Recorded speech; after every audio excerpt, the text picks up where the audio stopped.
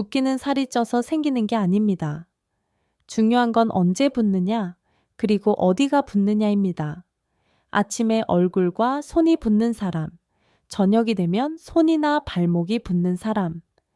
이 두 가지는 원인도 다르고 몸이 보내는 신호도 다릅니다. 오늘은 아침 붓기와 저녁 붓기의 차이, 그리고 붓는 부위로 알 수 있는 몸 상태를 하나씩 정리해 보겠습니다. 아침 붓기, 얼굴, 손. 아침에 일어났을 때 얼굴이 퉁퉁 부어 있고 손이 뻣뻣해서 주먹이 잘 안 쥐어지는 경우가 있습니다. 이건 밤사이 살이 찐 게 아닙니다. 자는 동안 몸이 충분히 회복 모드로 들어가지 못했다는 신호입니다. 정상적인 수면에서는 자율신경이 안정되고 림프와 정맥 순환이 서서히 정리됩니다. 하지만 잠은 잤는데도 몸이 긴장 상태에 머물러 있으면 수분과 노폐물이 제대로 빠져나가지 못합니다. 그래서 아침에 얼굴과 손이 붓는 겁니다. 아침 붓기의 핵심은 회복 부족입니다. 저녁 붓기, 손, 발목, 종아리. 반대로 아침엔 괜찮았는데 저녁이 되면 손이 뻐근해지고 반지나 시계가 조이는 경우도 있습니다. 또 발목에 양말 자국이 깊게 남고 종아리가 무겁게 느껴지기도 합니다. 이건 하루 종일 중력의 영향을 받으면서 혈액과 수분이 아래쪽에 정체됐기 때문입니다. 오래 앉아 있거나 움직임이 적고 근육을 거의 쓰지 못하면 이 정체는 더 심해집니다. 저녁 붓기의 핵심은 순환을 버티고 있다는 신호입니다. 붓는 부위로 보는 문제 유형. 이제부터가 붓기에서 가장 중요한 부분입니다. 붓는 위치에 따라 몸이 보내는 메시지는 전혀 다릅니다.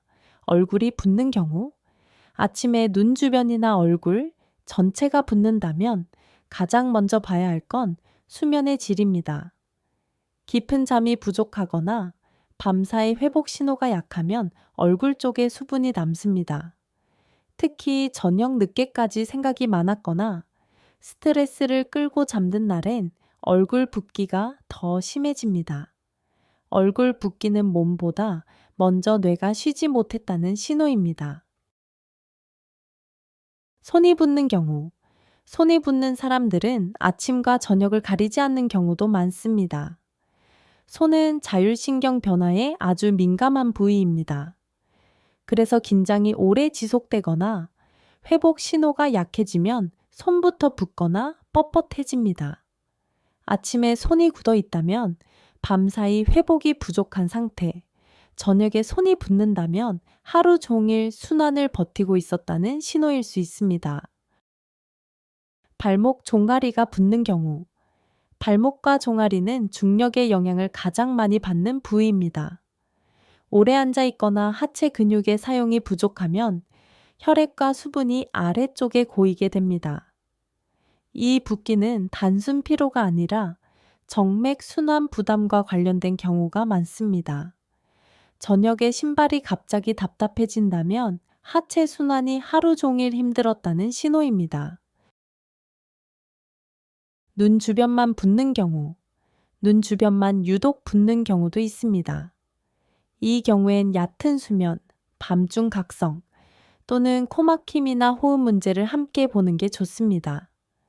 자는 동안 호흡이 불편하면 회복 리듬이 깨지고 눈 주변에 붓기가 남을 수 있습니다. 정리하면 붓는 부위는 몸 상태를 알려주는 지도와 같습니다. 붓기는 살이 아니다. 많은 분들이 붓기를 살로 착각합니다. 하지만 지방은 하루 만에 늘지 않습니다.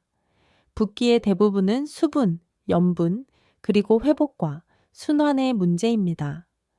붓기를 살로 오해하면 운동이나 식단 방향이 엇나가기 쉽습니다. 시간대별 붓기 관리 핵심. 아침 붓기가 심하다면 아침을 바꾸기보다 전날 밤을 바꿔야 합니다. 잠들기 전 불안한 마음을 내려놓고 몸을 먼저 이완시키는 것. 저녁 붓기가 심하다면 운동을 늘리기보다 저녁에 가볍게 움직이는 습관이 필요합니다. 이런 붓기는 검사 필요합니다. 붓기가 한쪽만 심하게 나타나거나 눌러도 잘 돌아오지 않거나 갑자기 생겨서 계속된다면 검사가 필요할 수 있습니다. 이런 경우엔 단순 붓기로 넘기지 마세요. 마무리. 붓기는 미용 문제가 아닙니다. 몸이 보내는 상태 보고서입니다. 아침에 붓는지, 저녁에 붓는지, 어디가 붓는지부터 한번 살펴보세요. 그게 몸을 이해하는 가장 빠른 시작입니다.